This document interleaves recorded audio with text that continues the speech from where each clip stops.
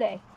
So we're gonna build up our compost mix that we use for our garden every year. First we're gonna start out with Psycho coconut core brick that we got at one of our favorite grocery stores. And then we're gonna mix some other things too. So basically, does it matter the brand, or because No. we've used different brands, right? Yeah. But this is the one we're using right now. Basically, what are you gonna mix? The coconut, Coconut core, and then we got Kellogg's garden soil, all natural garden soil. It's an organic brand. And you get it at your big box store. Yes. And then what else are we gonna mix? And then we're going to mix some rock dust, some biochar. Yeah. And that's it. And what is the rock dust and the biochar for? Oh, and then also, I'm sorry, I forgot to mention, we also are going to mix Warm Gold Plus. Does it matter the brand or particular, or that's the brand we just like? That's the brand I prefer. But we've used others, or just that one? Yeah, we've used others. Or you could even use your own. Right now we didn't. It's not been dry enough for us to go spread ahead and our spread worm our own, castings. yeah, our own worm castings. We prefer that because that has mostly all the local bacteria. And then so we ran into a problem this year.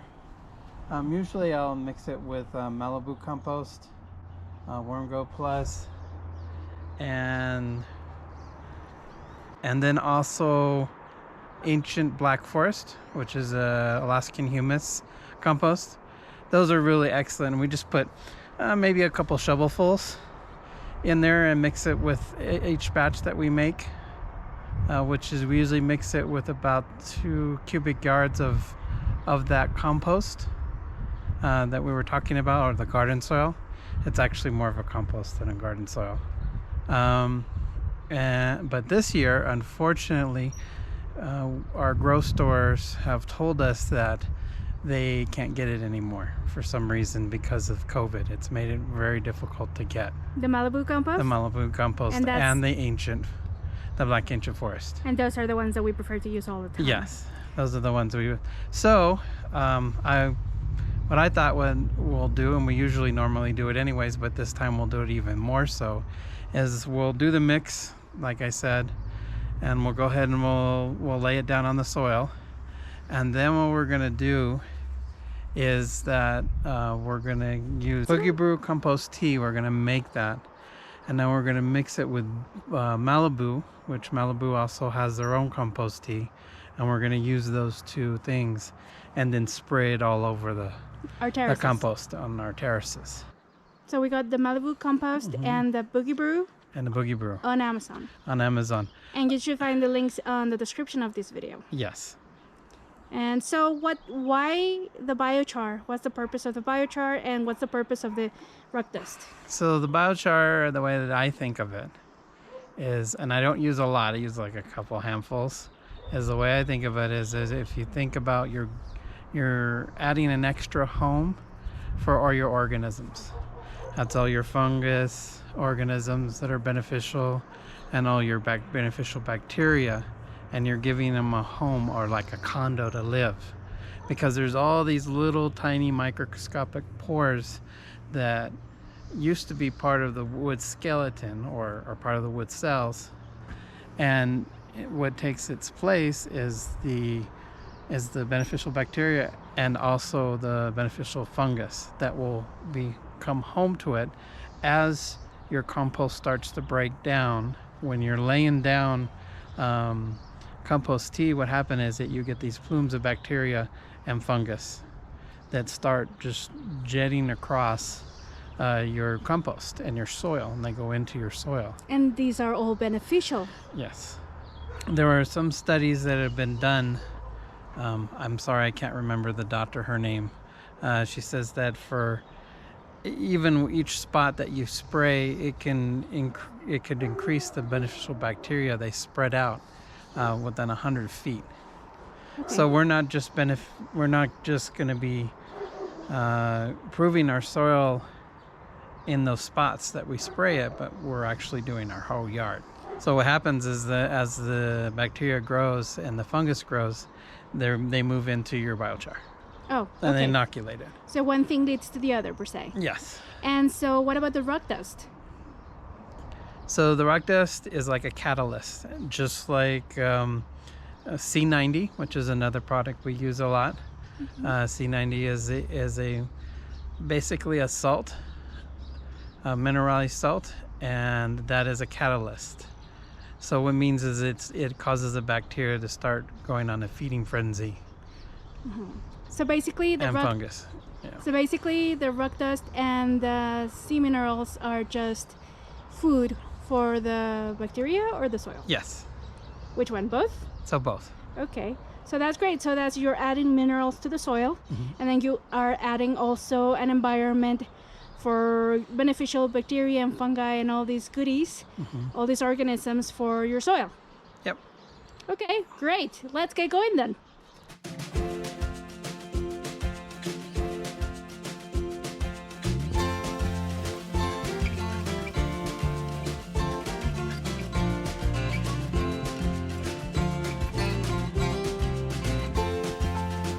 So see how there's lines here, or grain, I guess, when it's compressed in the coconut core. So what I usually do is take something sharp. You can also use a shovel and then use it to try to break it in half as much as you can. So basically use those lines to guide yourself so that you can break some of them. Yeah, because I only use half. So for the mixture you're going to do, you only use half of a brick? Well, not even that actually. 1/3? I just kind of eye it, yeah.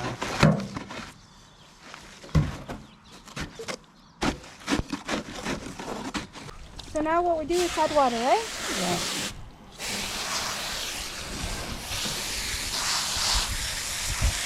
Just kind of eye it. What does the water do? It expands the coconut core? Yep. And I mean, technically, you don't have to use coconut core. That's just like what we like to do. Because I like how it breaks down in the soils and turns into nice little black, fine particles. You can also put like other things in if you wanted to use a bucket full of with C90 or kelp, liquid kelp, or even fish emulsion. You could use, what's the other thing? Humic acid. So, and you could mix that into the coconut core itself. In the water that you're pouring? In the water, yeah. And then just pour it in and suck it up. So it's kind of cool to do that. Basically with the kelp, liquid kelp and humic acid. But we're not doing it this time. That's just another idea how you can use the coconut core to soak it up. How do you know when it's enough water? And once it breaks down. Once you don't find any dry spots anymore? Yeah.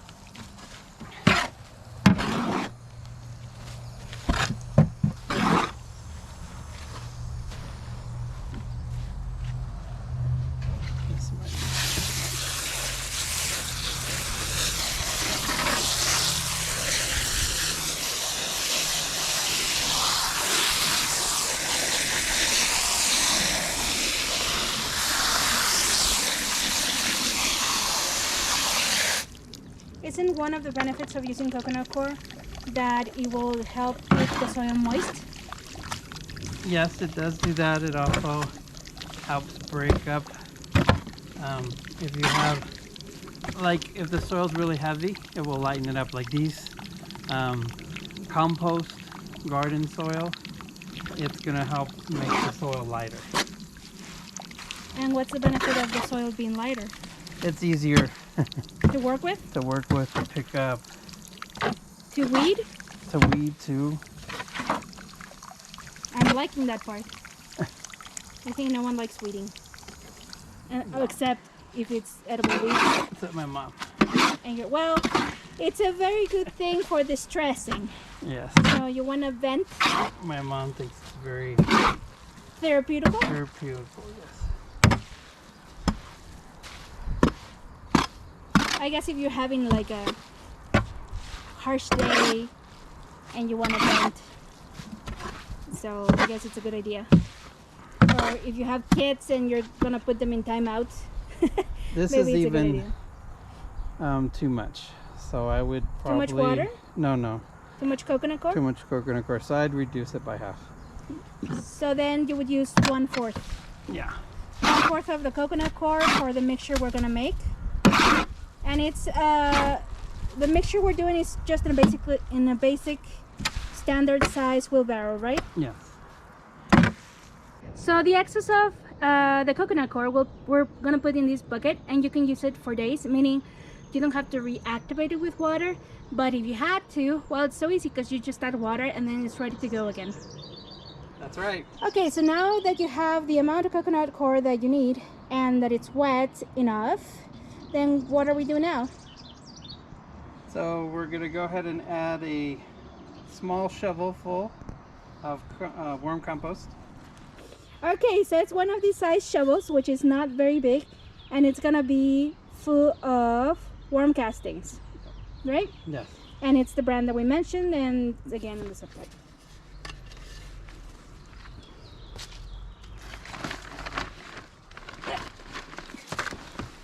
And then just one, right, you said? This one. Okay. What I'm doing is just trying to inoculate the soil, because this has good bacteria and fungus, to make this a better compost than what's in my area. So because we don't have the brands that we prefer, and there's some compost that we do like, but right now we're missing what we really want to use. So that's why we're creating our own, right? Right. And then you have to move it around and mix it very well so that it can get everywhere where we're going to spread the compost, right? Yes. Okay. So what now? So this is my favorite, or our favorite, rock dust. It's, I love this because it has different grain sizes in the rock dust. So it has some bigger, some smaller, some very fine, some powder. and you can choose what type of the level of fineness that you want. Well, no, it actually has It's a mixed? mixture. Oh, so okay, that's great. what I like about it. So it's So then you have Cascade. different rates of that rock dust breaking down in your soil. So it's Cascade Minerals. Cascade Minerals. It's a company in Oregon. And you've been using this forever, right? Yes. Feel free to use azomite, is really good. And also the other one it's Gaia Green, which is a glacial rock dust, and it has a nice range also of minerals. So the azomite, how much do you use? The same amount that you're going to use of the rock dust? I would use, yeah, that would be fine. And Because it just breaks down at a faster rate. is it a particular brand that you Oh, like? you could also use the granular too if you wanted to. Granular what? Azomite. It comes in a granule form too. And is there a brand that you like, or? No, this is my brand. So let's add it. So how much rock dust are we adding? About the same amount that we added of the Just a biochar? small, no, actually about a half a shovel. Wait, was it biochar what we added? No, the worm casting. No, Sorry. biochar is coming next. So about the same amount? Yes. Than the worm compost? Uh-huh. I mean castings? Yes. Okay. Which is about that small shovel too. Yes. Today we're going to use Wakefield biochar. So it's an okay biochar. It's not pre-inoculated, meaning that someone didn't mix it with compost, or they didn't use compost tea and soak it in there to inoculate it. So make sure that you mix it in with compost, and then it may take a little bit longer, but it's okay to use that. There are a lot of other inoculated brands out there. Blue Sky Biochar, excellent company. I'm not just saying that because he's my Facebook friend, but but it's an excellent company. Shout out! I just didn't get a chance to. We had this from last year or else I probably would have bought his instead. But this is still good. Yeah, it's still good. His is pre-inoculated, which is good, and then they have some soil mixes also. So does Wakefield. They have a soil mix with the biochar already mixed in. I guess you could do that. You could throw that into your mix if you wanted to. And then Blue Sky also has, which I haven't tried, but I've heard good things about, is bamboo vinegar. Because most of his biochar is a bamboo mixture.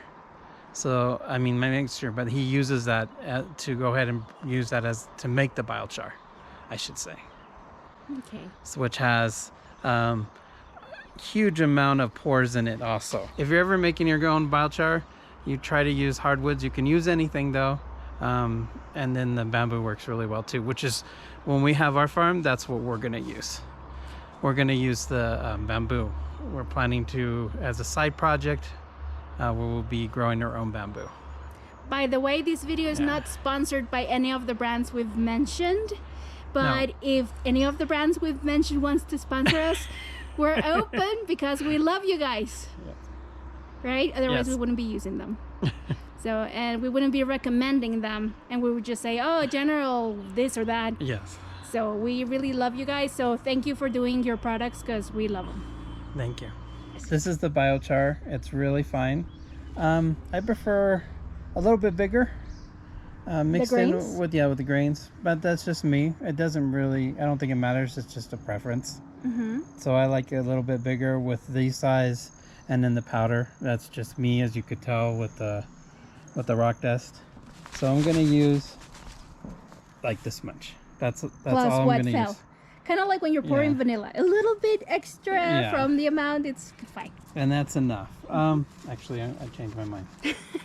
I'm gonna use 2. I forgot. I usually use 2 handfuls. So then 2 handfuls and a little bit extra is not bad. So, and this is like a medium-sized hand, so it's not like a super huge hand. I guess it doesn't matter. Okay, what's next? Now we have the coconut coir, we have the worm castings, we have the rock dust, and we just added biochar. What's next? The soil? Okay, great. Let's get going. Lastly, this is the soil we're using. It's by Kellogg brand, and it's organic, obviously, because we grow everything organic. So we have to keep on with that theme. And that's the last step for this mixture, right? Yes. And it's a compost mixture, right? Yes. I mean, they call it garden soil, but to me, it's not really garden soil. It's just a compost mix. And then we're just adding our amendments per se. And it's 2 cubic feet. And that's all you need. Yeah, I'm gonna mix that whole 2 cubic feet. With the amounts that we just shared of the other components. Yes. And then we'll spread it out, and if we need more, we do it again per bag. Right. Okay, now that we pour the soil to our previous mixture, now what? So for years, I had always mixed this with a shovel. Yes. Until I saw a YouTube channel, which we watch quite frequently. He was an urban farmer. It's the name of the channel. Please check out Steven's channel. It is called Nature's Always Right.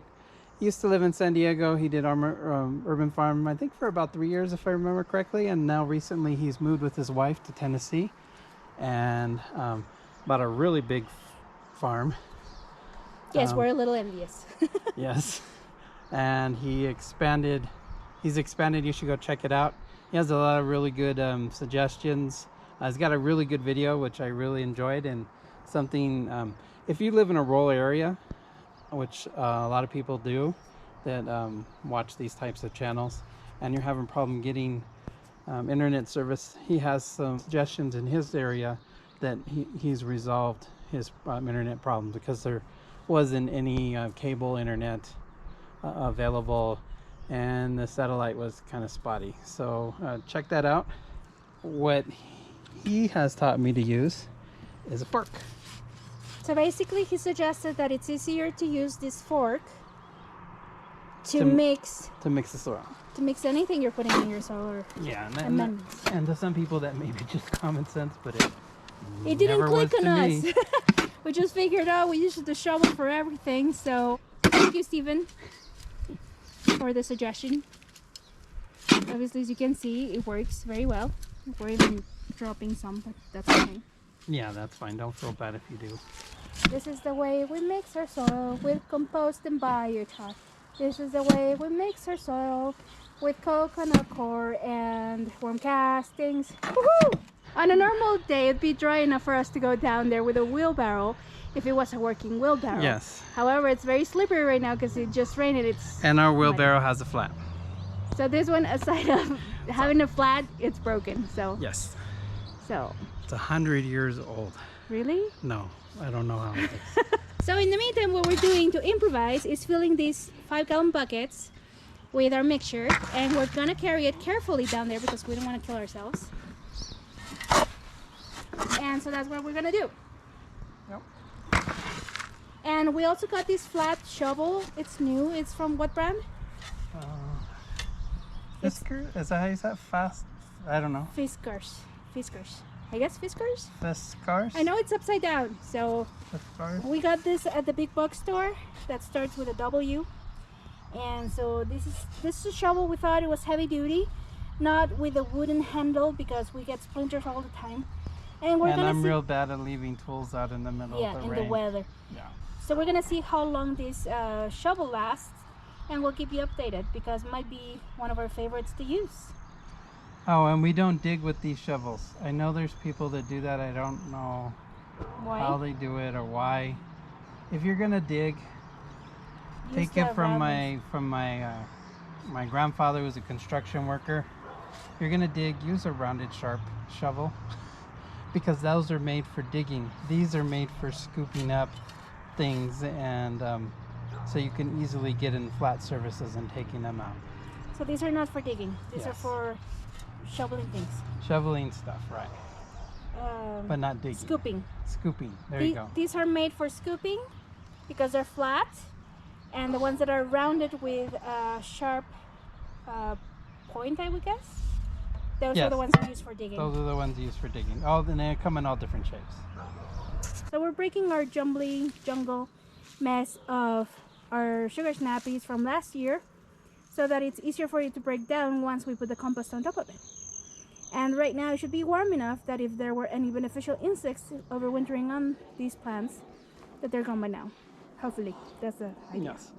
Because it is almost, it's past midnight. And we have some cotton strings there too that we were using for the trellis, but it should be fine because it's cotton, and so it should disintegrate too. Yeah, and I think we're gonna have some volunteers too. Volunteers, snappies? Snappies. I keep on saying sweet peas, but they're not sweet peas. Sweet peas are not edible. So basically you grab your bucket and then just start putting it on top. And then you spread it out. Yes. Do you water it after?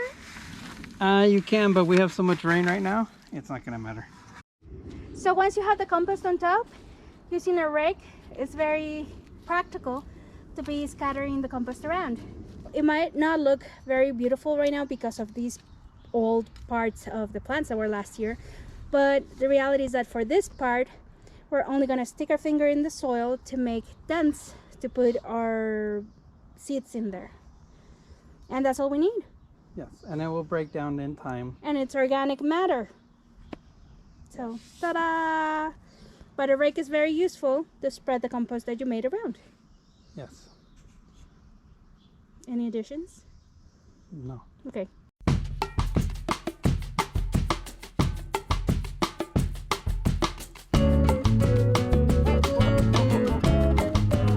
Malibu, excuse me, not Malibu. Boogie Brew compost, well, what is it?